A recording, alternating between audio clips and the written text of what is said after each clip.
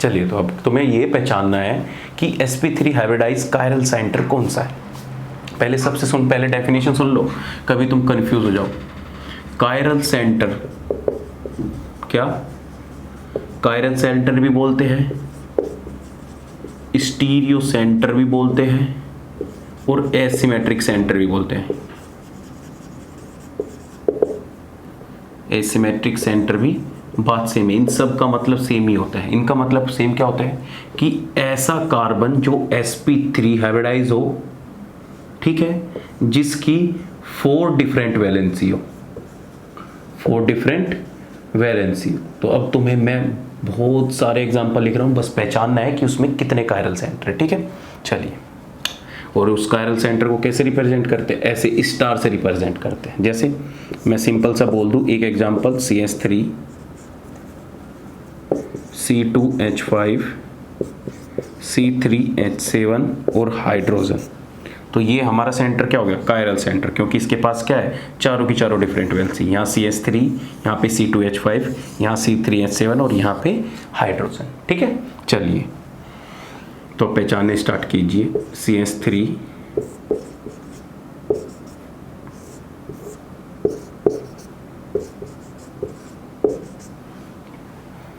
बताइए कितने chiral centre है और कौन सा है।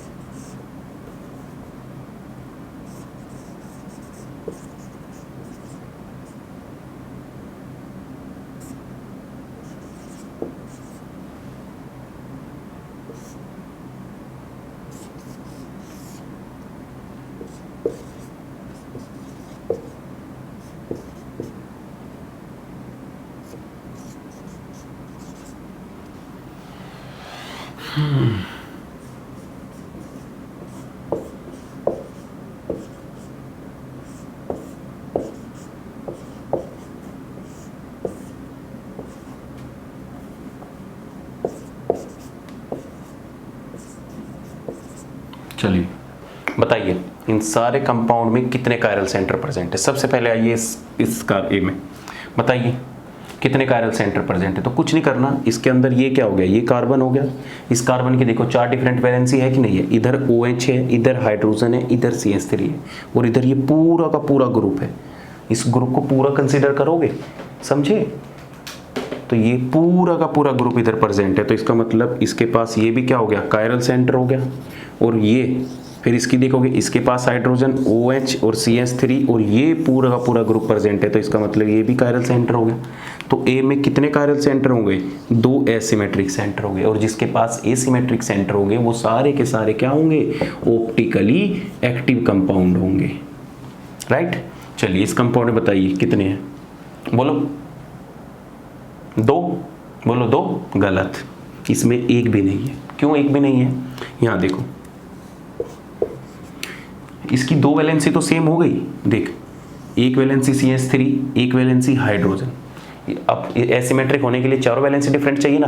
अब देखो जब तुम इधर से चलोगे तो इधर भी क्या आया, CH2 आया, CH2 आया, मतलब बात सेम है, दोनों वैलेंसी अभी तक सेम है। फिर तुम आगे चले, यहाँ पे भी CH2 मिला, यहाँ पे भी CH2 मिला, अब भी वैलेंसी डिफरेंट नहीं। जब फाइनल आ गए तो तुम्हें क्या मिल गई, CH3 पे आके रुक गए। तो इसका मतलब ये ऑप्टिकली इनएक्टिव कंपाउंड है। और इसमें जो कायरल सेंटर है, CC मतलब कायरल सेंटर इक्वल टू क्या है, 0 है। चलिए इस कंपाउंड में बताइए कितने कायरल सेंटर है। तो सिंपल सी बात है, तुम देखोगे तो तुमने देखे क्या क्या, तो यहाँ पे क्या आ गया, हाइड्रोजन। इसके पास क्या वैलेंसी डिफरेंट मिली, एक CH3 डिफरेंट, एक वैलेंसी डिफरेंट, एक हाइड्रोजन मिला 2।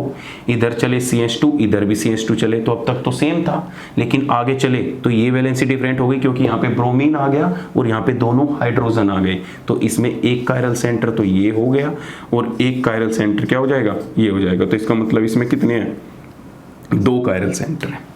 इसके अंदर देखिए, तो इसके अंदर देखोगे तो इसके अंदर तो सारे कायरल सेंटर है, ये भी कायरल, ये भी कायरल, ये भी कायरल और ये भी कायरल, क्योंकि इन सब के पास क्या है, सारी वैलेंसी डिफरेंट है। तो इसके पास क्या हो जाएंगे, 4, ठीक है। ऐसे ही देखो इसके पास आओ, इसके पास कितने हो जाएंगे, ये हो गया, ये भी होगा और फिर ये भी होगा। होगा क्या होगा? तो इसके पास कितने आ जाएंगे? 3 कायरल सेंटर आ जाएगा। अरे कायरल सेंटर समझे, ऐसा sp3 हाइब्रिडाइज कार्बन जिसके पास चारों की चारों वैलेंसी डिफरेंट हो, उसको हम कायरल सेंटर बोलते हैं। बताओ, बात क्लियर है? तो कोई भी कायरल सेंटर आ जाए जिसकी चारों की चारों वैलेंसी डिफरेंट हो, उसको कायरल सेंटर, वो सारे के सारे ऐसे कार्बन को एसिमेट्रिक कार्बन बोला जाता है और वे सारे के सारे ऑप्टिकली एक्टिव कंपाउंड होंगे। चलिए, अब होता क्या है, एक्सपेरिमेंटली तो हमें चीज़ों को पता लग जाता है कि ये ऑप्टिकली एक्टिव है या इनएक्टिव है, लेकिन अगर तुम्हें कोई मॉलिक्यूल लिख कर दे दे और तुमसे पूछने लगे कि ये बताओ ऑप्टिकली एक्टिव है कि नहीं है, तो तुम सिंपल से क्या देखोगे? उसमें कायरल सेंटर देखोगे, और कायरल सेंटर देखने के बाद तुम क्या देखोगे कि हाँ ये क्या है, ऑप्टिकली एक्टिव है। अगर कायरल सेंटर मिला तो ऑप्टिकली एक्टिव, अगर कायरल सेंटर नहीं मिला तो ऑप्टिकली इनएक्टिव। ठीक है, इतनी बात क्लियर हुई। अब देखो, कुछ ऐसी टर्म यूज करते हैं हम इसमें केमिस्ट्री में कि क्या होती है। देखो, सबसे पहले हम यूज करते हैं super imposable image, super mirror imposable, super mirror imposable, imposable, super mirror impose. ठीक है, लिखो ध्यान से, सुपर मिरर इम्पोज,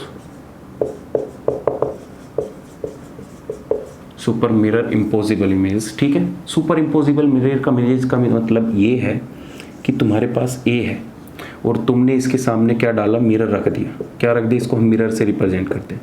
मिरर रखते रखते ही तो ए की जो तुम्हें शेप मिलेगी वो बिल्कुल ऐसे ही मिलेगी। मिलेगी कि नहीं मिलेगी? अब तुम क्या करो, इस कंपाउंड को उठाओ और इस कंपाउंड को उठा के इसके ऊपर रख दो।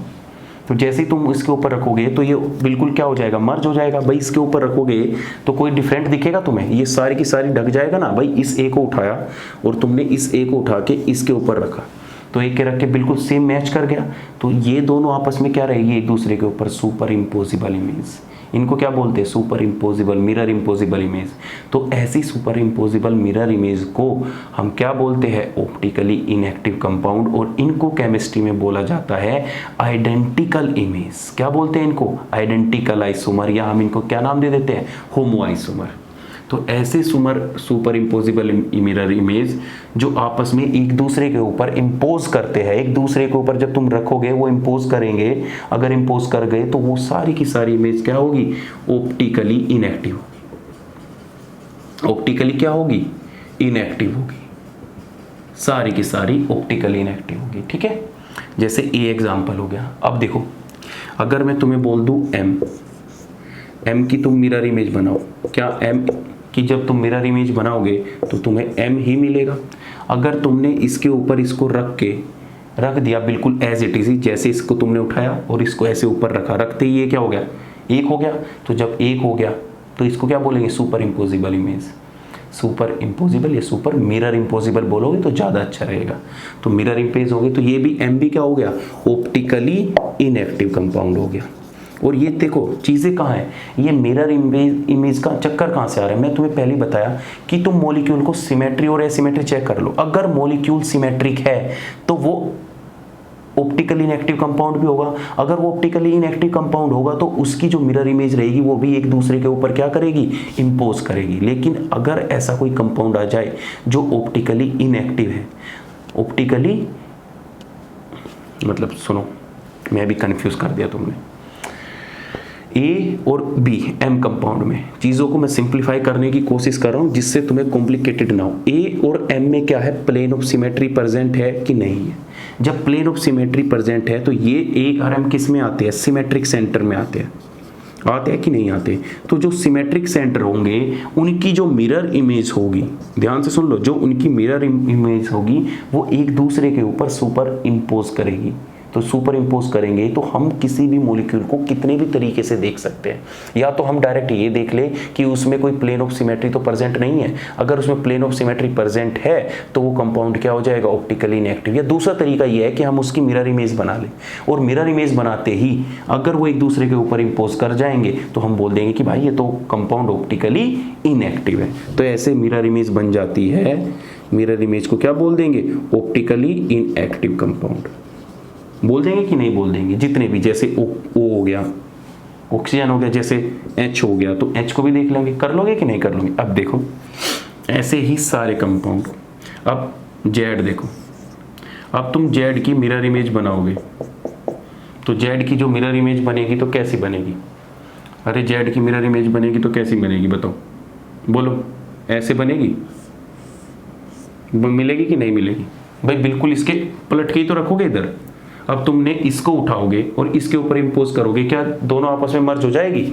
नहीं हो पाएगी। जब मर्ज नहीं हो पाएगी तो इसका मतलब क्या हो जाएगा कि ये सारी की सारी इमेज क्या होती है? Super non impossible image. क्या बोलते हैं इनको? Super non mirror impossible image, पर नॉन मिरर इंपोजिबल इमेज,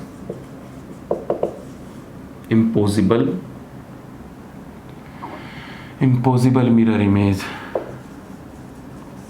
ठीक है, तो ये जो सुपर नॉन इंपोजिबल इमेज रहेगी वो क्या रहेगी? ऑप्टिकली एक्टिव रहेगी। ऑप्टिकली एक्टिव, जैसे अपने हाथ की बताओ, बोलो। तुम्हारा हाथ की अगर मैं मिरर इमेज बनाऊं तो वो क्या रहेगी? सुपर इंपोजिबल रहेगी कि नॉन सुपर इंपोजिबल रहेगी? बोलो बोलो बोलो बताओ। सुपर इंपोजिबल रहेगी, इंपोज करेगी कि नहीं करेगी? नहीं करेगी। तो वो सारी इमेज अगर सुपर इंपोज कर जाए तो वो ऑप्टिकली इनएक्टिव, अगर सुपर इंपोज ना कर पाए तो वो फिर से हमारी दो कैटेगरी में डिवाइड हो जाता है, जिसको हम एनेंशियोमर और डायस्टीरियोमर बोलते हैं। जैसे सिंपल सा मैं तुम्हारा हाथ बनाऊं, देखो जब तुम अपना हाथ बनाओगे इस तरीके से तो इस हाथ की जो मिरर इमेज होगी, ध्यान से समझना। अब देखो जब तुम अपने हाथ की मिरर इमेज बनाओगे, ये देखो मैं अपना हाथ रख रहा हूँ, ठीक है, इसकी मिरर इमेज देखो ये ऐसे होगी, ये अंगूठा ऐसे होगा, इस तरीके से ऐसे ही तो होगा। ये देखो ये तुम्हारा हाथ बना इस तरीके से, ठीक है। अब जब इसकी तुम मिरर इमेज बनाओगे तो मिरर इमेज कैसे आएगी? ऐसे आएगी। कैसे आएगी? ऐसे मिरर इमेज आएगी। ये देखो ऐसे मिरर इमेज मिलेगी, मिली। अब अगर इस हाथ को उठा के मैं इसके ऊपर रखूं, क्या ये आपस में इंपोज कर पाएगी? नहीं कर पाएगी। क्या ये आपस में मर्ज हो पाएगी? मर्ज का मतलब बिल्कुल कंप्लीटली तुम्हें एक ही चीज दिखे। अगर तुम इसे इसके ऊपर रख दो तो तुम्हें सिर्फ एक ही चीज दिखे, लेकिन जैसे ही तुम इसे इसके ऊपर रखोगे ये अंगूठा इधर की तरफ दिखेगा और ये अंगूठा उधर की तरफ दिखेगा। इसका मतलब ये सुपर इंपोज नहीं हो पा रही। तो जब जब मिरर सुपर इंपोज नहीं हो पा रही, इसका मतलब जो हमारा हाथ है ये भी क्या है? ऑप्टिकली एक्टिव है। इसको भी हम क्या बोल सकते हैं? Stereo isomer. तो ऐसे कंपाउंड जो सुपर इंपोजिबल नहीं हो पाते, इनको फर्दर दो कैटेगरी में डिवाइड कर दिया जाता है, जिनको हम बोलते हैं एनेंशियोमर और डायस्टीरियोमर। क्या बोलते हैं? एनेंशियोमर, एनेंशियोमर्स, और हम इनको दूसरे को क्या बोलते हैं? डायस्टीरियोमर। डायस्टीरियोमर क्या? एनेंशियोमर। एनेंशियोमर्स वो कंपाउंड होते हैं जिनकी मिरर इमेज रिलेशनशिप होती है, जो एक दूसरे के ऊपर सुपर इंपोज नहीं करते। Non super impossible mirror image are called as enantiomer. क्या बोलोगे? Non super impossible, non super impossible mirror image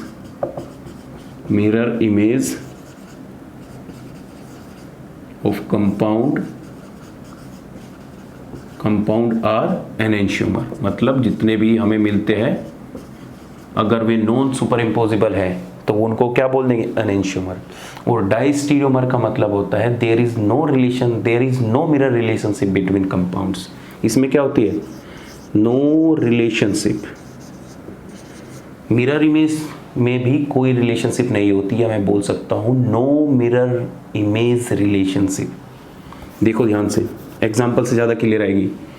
no mirror image relationship.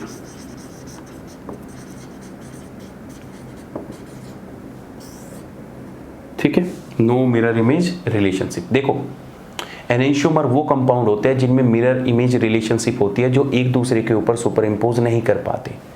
और डायस्टीरियोमर वो कंपाउंड होते हैं जिनकी कोई मिरर इमेज रिलेशनशिप ही नहीं होती। जैसे मैं तुम्हें एग्जांपल से समझाता हूँ, बड़े ध्यान से समझिएगा ये कंपाउंड। मैं तुम्हें एनेंशियोमर और डायस्टीरियोमर का कंसेप्ट ही बिल्कुल क्लियर करने वाला हूँ। प्रैक्टिकली चीज़ों को समझोगे तो ज़्यादा समझ में आएगी। देखो मैं क्या ले रहा हूँ, एक कंपाउंड ले रहा हूँ, ये कंपाउंड लिया CH3 OH H, इधर क्या हो गया OH और इधर क्या हो गया H। अब इसकी मैं क्या बना रहा हूँ, मिरर इमेज बना रहा हूँ। तो जब मैं इसकी मिरर इमेज बनाऊंगा, ठीक है, मिरर इमेज बनाते ही हमारा कंपाउंड आपको कैसा दिखेगा, ये CH3 ऊपर और CH3 नीचे तो सेम ही दिखेगा, दिखेगा कि नहीं दिखेगा, लेकिन हमारा ये चेंज हो जाएगा। हम क्या करते हैं, मॉलिक्यूल को पलट के, मिरर इमेज का मतलब क्या होता है, इसको पकड़ो ऐसे और ऐसे पलट के रख दो। कैसे, ऐसे पलटो, देखो ऐसे करो और ऐसे घुमा दो, ऐसे, क्लियर है, इसको पलटो और ऐसे करो। तो ऐसे करोगे तो इसमें OH इधर की तरफ आएगा, हाइड्रोजन इधर की तरफ आएगा, इधर हाइड्रोजन इधर की तरफ आएगा और OH इधर की तरफ आएगा। इसको बोल देंगे A, इसको बोल देंगे B, ठीक है। ऐसे ही एक कंपाउंड और लो, CH3 OH CH3, ठीक है। ये देखो CH3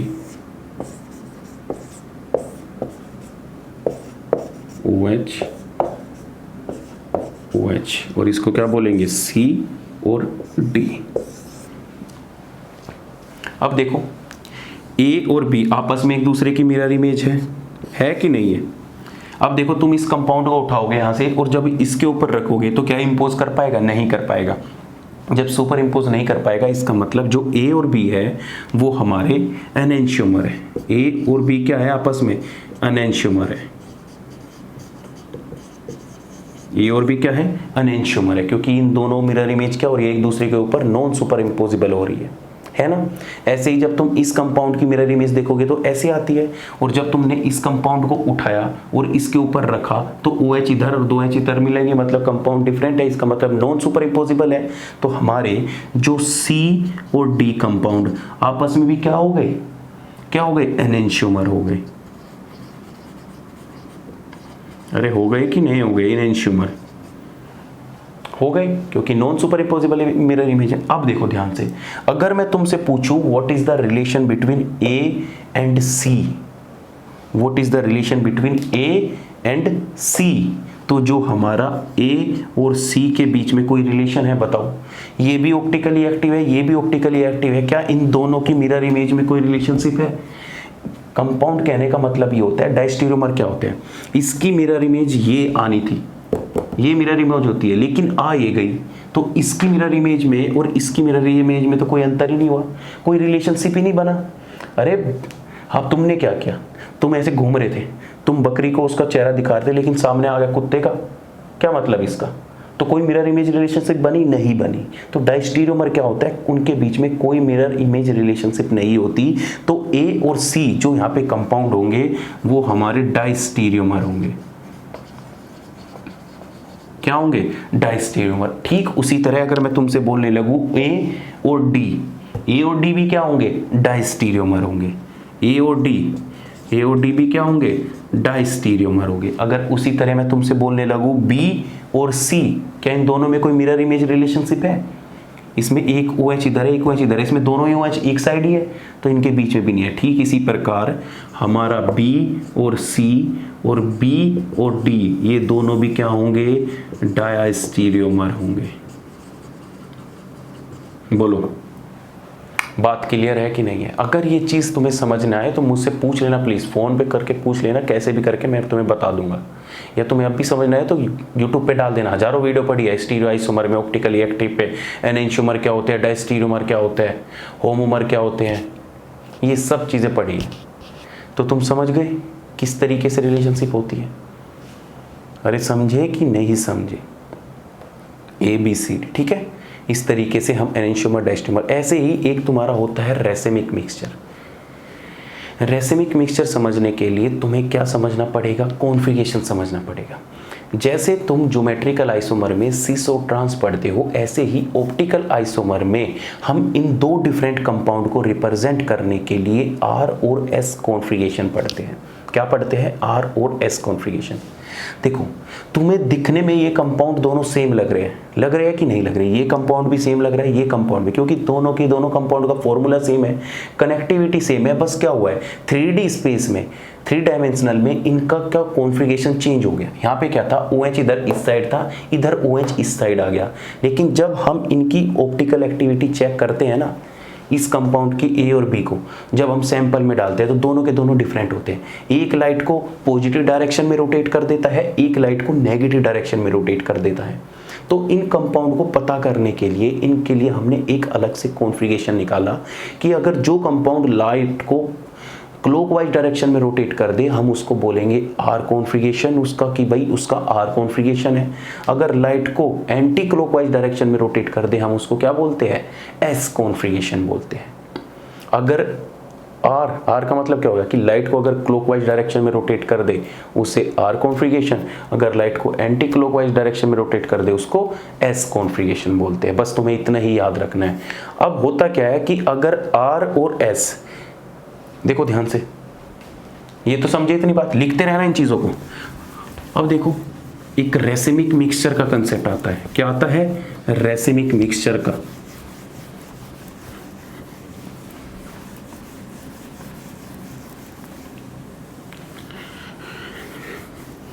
रेसिमिक मिक्सचर का क्या बोलूं? देखो,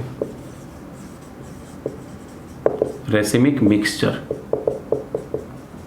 रेसिमिक मिक्सचर क्या होता है? वो रेसिमिक मिक्सचर जिसमें 50% जो कंसंट्रेशन होती है वो पॉजिटिव की होती है, प्लस जो 50% जो होती है वो नेगेटिव की होती है। मतलब एक ऐसा सॉल्यूशन जिसमें 50% जो स्टीरियो आइसोमर प्रेजेंट है वो लाइट को पॉजिटिव डायरेक्शन में घुमा रहा है और 50% वो लाइट को नेगेटिव डायरेक्शन में घुमा रहा है। मतलब कि अगर उसमें 50% आर कॉन्फ़िगरेशन प्रेजेंट है, क्या है? 50% आर, तो 50% क्या होगा? एस होगा। आर और एस क्या है? स्टीरियो आइसोमर के कॉन्फ़िगरेशन को रिप्रेजेंट करने का तरीका। आर का मतलब क्या होता है? क्लॉकवाइज। आर का मतलब होता है क्लॉकवाइज और एस का मतलब क्या होता है? Anti clockwise. लेकिन ध्यान रखो, आर और एस अलग चीज होती है, पॉजिटिव और नेगेटिव अलग चीज होती है। पॉजिटिव और नेगेटिव और आर और एस में कोई डिफरेंस नहीं है, कोई इनके बीच में रिलेशन नहीं है।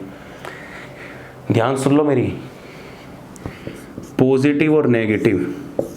पॉजिटिव का मतलब होता है डेक्स्ट्रोरोटेटरी, डेक्स्ट्रोरोटेटरी मतलब जो लाइट को पॉजिटिव डायरेक्शन में घुमाए, क्लॉकवाइज डायरेक्शन में घुमाए, और नेगेटिव का मतलब होता है लीवोरोटेटरी, जो लाइट को नेगेटिव डायरेक्शन में घुमाए।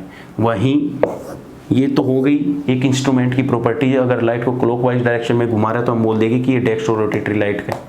अगर वो एंटी क्लॉकवाइज डायरेक्शन में घुमा रहा है तो हम बोल देंगे कि लीवोरोटेटरी है। और आर और एस इन दोनों के बीच में, पॉजिटिव नेगेटिव इन दोनों के बीच में कोई रिलेशन नहीं है। आर और एस आता है मॉलिक्यूल के कॉन्फ़िगरेशन से। किससे आता है? मॉलिक्यूल के कॉन्फ़िगरेशन से। ये आता है मॉलिक्यूल के कॉन्फ़िगरेशन से। देखो, चाहने को तो मैं तुम्हें आर एस निकालना भी सिखा दूं, लेकिन तुम्हारे सिलेबस में नहीं है भाई, तो आर एस तुम्हें पढ़ना भी नहीं है। बस सिंपल सा समझ लो कि आर एस का इन पॉजिटिव और नेगेटिव से कोई रिलेशन नहीं होता। हम मॉलिक्यूल को देखकर आर और एस निकालते हैं, और उसमें भी प्रायोरिटी ऑर्डर से। ठीक है, इस तरीके से हम आर एस निकालते हैं। बात क्लियर है? तो अगर किसी मिक्सचर में 50% आर हो जाए या 50% नेगेटिव हो जाए, दोनों कंपाउंड 50-50% हो जाए, तो उस मिक्सचर को हम क्या बोल देते हैं? रेसिमिक मिक्सचर बोल देते हैं। बात क्लियर है? बोलो, बात क्लियर है कि नहीं है? तो ये जितनी भी टर्मिनोलॉजी थी, positive direction, negative direction, clockwise, anti clockwise, ये सारी चीज़ें तुम्हारी स्टीरियो केमिस्ट्री का पार्ट है। अब न्यूक्लियोफिलिक सब्स्टिट्यूशन में ये कैसे पार्टिसिपेट करता है वो मैं तुम्हें दिखाता हूँ। मैंने तुम्हें क्या बताया कि जब कोई भी टेट्राहेड्रल मॉलिक्यूल प्रेजेंट होगा, जब कोई टेट्राहेड्रल मॉलिक्यूल है, sp3 हाइब्रिडाइज है, अगर वो कायरल सेंटर प्रेजेंट है, या सिंपल सा मैं तुम्हें क्या बताया था कि कोई भी अगर हमारा मॉलिक्यूल है तो उसमें दो बॉन्ड जो होंगे A और B ये प्लेन में प्रेजेंट होंगे। एक जो बॉन्ड प्रेजेंट होगा वो अबव द प्लेन होगा और एक जो बॉन्ड होगा वो हमारा क्या होगा, बिलो द प्लेन होगा। ठीक है, अब देखो, अब मैं अगर SN1 रिएक्शन कराने जाता हूं, मान लो तुम्हें एक कंपाउंड दे दिया, क्या दे दिया कि CH3 हाइड्रोजन और ये क्या दे दिया तुम्हें, Br, ठीक है, और यहाँ पे तुम्हें क्या दे दिया, C2H5 दे दिया, और तुम्हें बोलता है कि इसकी रिएक्शन कराओ NaOH के साथ एक्वस, तो क्या प्रोडक्ट बनेगा। ठीक है, तो इसका प्रोडक्ट पता क्या बनेंगे, दो प्रोडक्ट बनेंगे। कैसे प्रोडक्ट बनेंगे, देखो इसके प्रोडक्ट क्या बनेंगे, इसके प्रोडक्ट बनेंगे कि ये हमारा कंपाउंड हो गया CH3, ये क्या हो गया, हाइड्रोजन हो गया। अब हमारे पास हो सकता है कि ये Br कहाँ है, above the plane, OH attack करे इधर से ही अबव के प्लेन से और Br को बाहर करे, तो हमारा मॉलिक्यूल क्या हो सकता है, ये तो या तो हमारा मॉलिक्यूल ये हो सकता है ना C2H5, या दूसरा क्या हो सकता है प्लस, भाई पॉसिबिलिटी दो थी ना, दो प्रोडक्ट आए थे SN1 रिएक्शन में, तो दूसरी पॉसिबिलिटी क्या हो सकती है कि ये कंपाउंड C2H5 यहाँ पे चले जाए और ये हमारा कहाँ आ जाए, बिलो द प्लेन। तो हमारा 50% ये मिलता है और 50% हमारा ये मिलता है, और इन 50% जब दोनों 50% मतलब इनमें से एक कंपाउंड पॉजिटिव होगा और इनमें से एक कंपाउंड नेगेटिव होगा। अगर मैं कॉन्फ़िगरेशन की बात करूं तो एक का कॉन्फ़िगरेशन R होगा और एक का कॉन्फ़िगरेशन S होगा, और ये इस सॉल्यूशन में, जिस सॉल्यूशन में 50% R कॉन्फ़िगरेशन का कंपाउंड प्रेजेंट है और जिस कॉन्फ़िगरेशन में 50% S कॉन्फ़िगरेशन का प्रेजेंट है, ऐसे सॉल्यूशन को हम बोलते हैं रेसिमिक सॉल्यूशन। क्या बोलते हैं, रेसिमिक सॉल्यूशन बोलते हैं या रेसिमिक मिक्सचर बोलते हैं, रेसिमिक मिक्सचर। और ये रेसिमिक मिक्सचर जो होता है वो ऑप्टिकली इनएक्टिव होता है, ऑप्टिकली इनएक्टिव होता है। अरे मानते हो कि नहीं मानते, देखो इसका मतलब क्या है, इसका मतलब ये है कि अगर एक कंपाउंड लाइट को क्लॉकवाइज डायरेक्शन में इस तरीके से घुमा रहा होगा, तो वहीं दूसरा कंपाउंड उस लाइट को एंटी क्लॉकवाइज डायरेक्शन में इस तरीके से घुमा रहा होगा, तो ओवरऑल क्या हो जाएगी, कैंसिल आउट हो जाएगी, तो हमारे कंपाउंड की ऑप्टिकली एक्टिविटी चली जाएगी। सुन लो फिर से ध्यान से, ये जो बेसिकली रिएक्शन होती है SN1 रिएक्शन, ये दो स्टेप में रिएक्शन होती है कि नहीं होती, स्टेप फर्स्ट और स्टेप फर्स्ट। स्टेप फर्स्ट में क्या होता है, कार्बोकैटायन। इस कंपाउंड से क्या होगा, स्टेप फर्स्ट में कार्बोकैटायन फॉर्मेशन होगा। जैसे ही कार्बोकैटायन फॉर्मेशन होगा तो ये CH3 ऐसे आएगा, ये हाइड्रोजन ऐसे आएगा और ये C2H5 ऐसे जाएगा, क्योंकि सारे के सारे किस में हो जाएंगे, प्लेन में हो जाएंगे, और यहाँ पे क्या रहेगा, पॉजिटिव चार्ज। अब इस OH की टेंडेंसी दो होती है, या तो ये इधर से अटैक कर सकता है या ये इधर से अटैक कर सकता है। भाई या तो OH कहाँ से अटैक कर सकता है, अबव द प्लेन से, अबव द प्लेन। तो जब अबव द प्लेन अटैक करेगा तो हमारा कंपाउंड क्या बनेगा, ये हमारा कंपाउंड बनेगा। इसमें कहाँ OH कहाँ रखा है, अबव द प्लेन। और जब हमारा OH कहाँ से अटैक करेगा, बिलो द प्लेन से। भाई टेंडेंसी दोनों है ना, बिलो द प्लेन, तो हमारा कंपाउंड क्या बनेगा, ये बनेगा। तो टेंडेंसी तो दोनों इक्वल है, 50% ये बनता है, 50% ये बनता है, और इस चीज सॉल्यूशन में 50% ये 50% ये, इस सॉल्यूशन को हम क्या बोल देते हैं, रेसिमिक सॉल्यूशन। ठीक है, और रेसिमिक सॉल्यूशन कैसा होता है, ऑप्टिकली इनएक्टिव होता है, क्योंकि ओवरऑल जो सॉल्यूशन आ जाएगा वो क्या आ जाएगा, जीरो ऑप्टिकल रोटेशन आ जाएगा।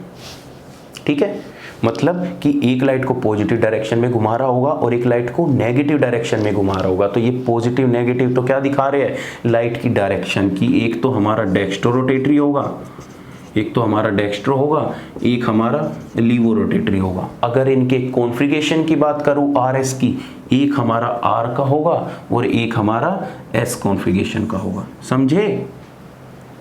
और देखो ध्यान से, अगर तुम्हें वहां पे मैंने क्या बताई थी, वहां पे बताई थी रिटेंशन इन कॉन्फ़िगरेशन। तो देखो OH कहां से आ रहा है, OH वहीं से जुड़ गया जहां से Br चला गया इस कंपाउंड में, तो इस कंपाउंड को हम बोलो, बात क्लियर है। तो ये सिंपल सा था SN1 रिएक्शन का स्टीरियोकेमिस्ट्री से ट्रीटमेंट। अब ऐसे ही हम SN2 रिएक्शन को भी कर सकते हैं। एग्जाम्पल कराऊंगा, उससे ज़्यादा क्लियर होगा आपको। थोड़ा सा धीरज रखिए, बस थोड़ा सा वेट करो, क्योंकि चीज़ें क्वेश्चन से ज़्यादा क्लियर होती है, कंसेप्ट से नहीं। देखो ऐसे ही अगर मैं SN2 रिएक्शन कराऊँ, SN2 रिएक्शन कुछ ऐसी होगी। SN2 रिएक्शन में क्या होगा कि हमारे पास सपोज करो कोई भी मॉलिक्यूल है, ये ले लो CH3, ये H, ये भी H ले लो, या मैं कह दूँ इसको क्या ले लो तुम, D ले लो, हाइड्रोजन ड्यूटेरियम होगा। और इसको कैसे ले लो, एबव द प्लेन ले लो, ठीक है, ड्यूटेरियम को। और इसको कहाँ ले लो, ब्रोमीन को बिलो द प्लेन ले लो।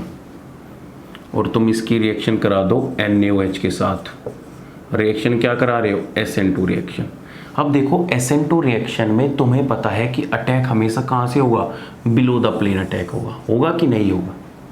अब ये Br कहाँ पे है, बिलो द प्लेन, तो अटैक कहाँ से होगा, बिल्कुल इसके एंटी होता है। अगर Br तुम्हारा अबव द प्लेन है तो अटैक कहाँ से होगा, देखो Br कहाँ है, देखो बिलो द प्लेन है तो अटैक कहाँ से होगा, अबव द प्लेन। ऐसा कैसे होता है, क्योंकि जब ट्रांजिशन स्टेट तुम्हारी फॉर्मेशन होगी इस तरीके से, CH3, ये हाइड्रोजन इधर चला जाएगा, ये ड्यूटेरियम इधर चला जाएगा कि नहीं चला जाएगा।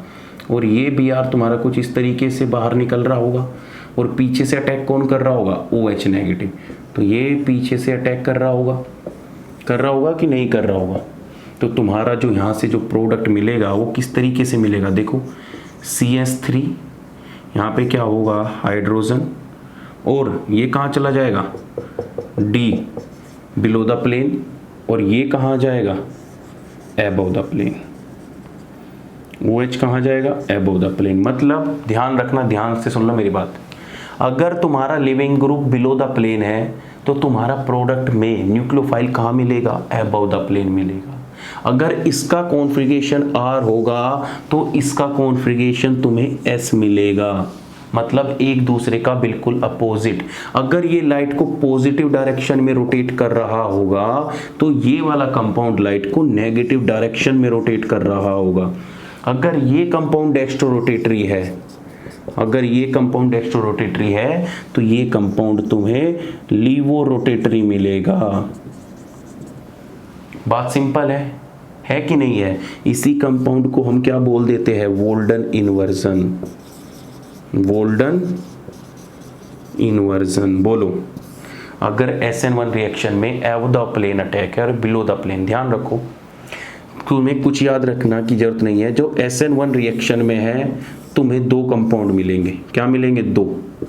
एक में जो हमारा न्यूक्लियोफाइल होगा वो अबव द प्लेन मिलेगा और एक में बिलो द प्लेन मिलेगा।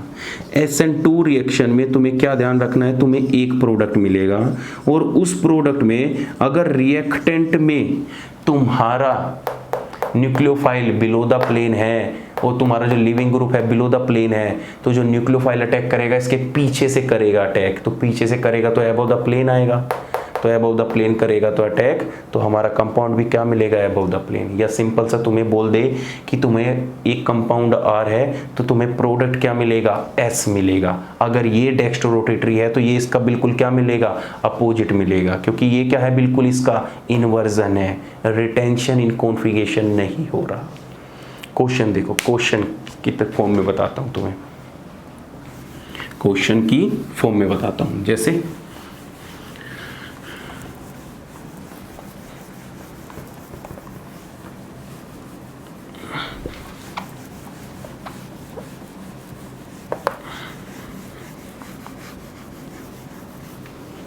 देखो क्वेश्चन नंबर फर्स्ट, ये तुम्हारा कंपाउंड है इस तरीके का, ये CH3 है, और यहाँ पे क्या दे रखा है उसने, यहाँ पे दे रखा है, चलो यहाँ पे मान लो उसने तुम्हें दे रखा है हाइड्रोजन, और बिलो द प्लेन क्या दे रखा है उसने तुम्हें, Br, और इसकी रिएक्शन करा रहा है NaOH से, और पूछ रहा है कि SN1 रिएक्शन का प्रोडक्ट क्या होगा। तो कुछ नहीं करना, तुम्हें ध्यान से सुन लो, कुछ नहीं करना।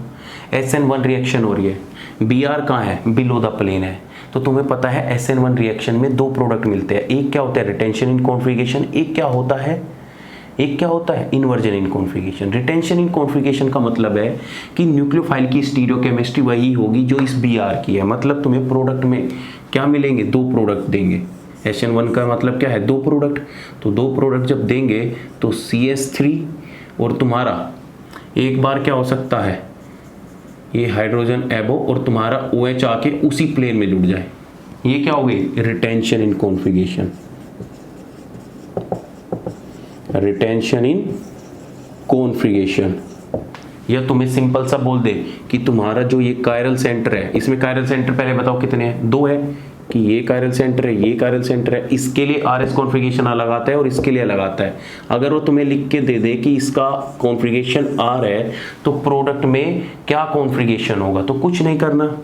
तो रिटेंशन इन कॉन्फ़िगरेशन, इसका अगर R कॉन्फ़िगरेशन है तो प्रोडक्ट में तुम्हें रिटेंशन वाले कॉन्फ़िगरेशन का भी क्या मिलेगा, R ही कॉन्फ़िगरेशन मिलेगा, ठीक है। और दूसरा प्रोडक्ट तुम्हें क्या मिलेगा, ये भी क्या मिलेगा 50%, और दूसरा प्रोडक्ट क्या हो जाएगा तुम्हारा, देखो दूसरा प्रोडक्ट क्या हो जाएगा CH3, और दूसरा प्रोडक्ट हो जाएगा कि हाइड्रोजन बिलो द प्लेन चला गया और OH कहाँ पे आ गया, अबव द प्लेन। तो अगर वो R था तो ये बदल गया नहीं, देखो बदल गया नहीं, बदल गया, तो यहाँ पे जब चेंज हो गया तो ये क्या मिलेगा, S कॉन्फ़िगरेशन, और इसको क्या बोलते हैं, inversion in configuration, inversion in configuration, ठीक है। अगर इसी रिएक्शन को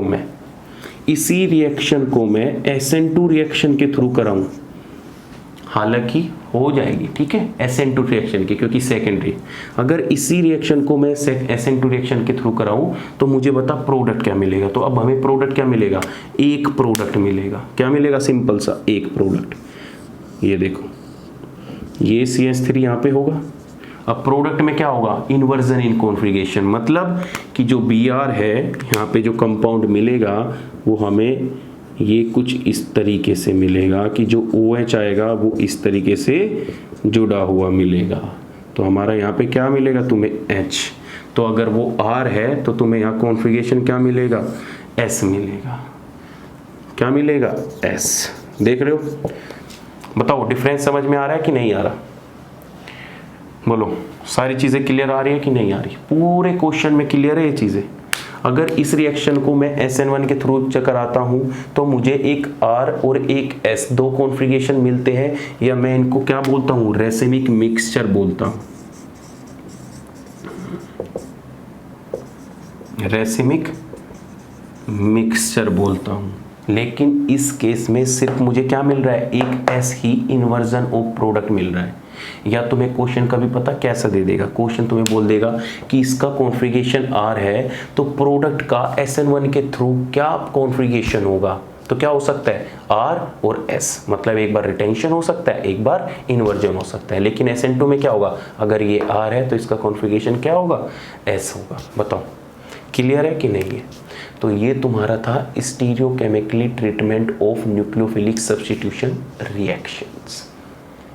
चलिए हो गया, तो ये तुम्हारा पूरा का पूरा सब्स्टिट्यूशन रिएक्शन क्या हो गया, खत्म हो गया हेलो एल्केन में। अब बात करते हैं नेक्स्ट रिएक्शन की। नेक्स्ट रिएक्शन क्या है, एलिमिनेशन रिएक्शन। डालिए हेडिंग, एलिमिनेशन रिएक्शन।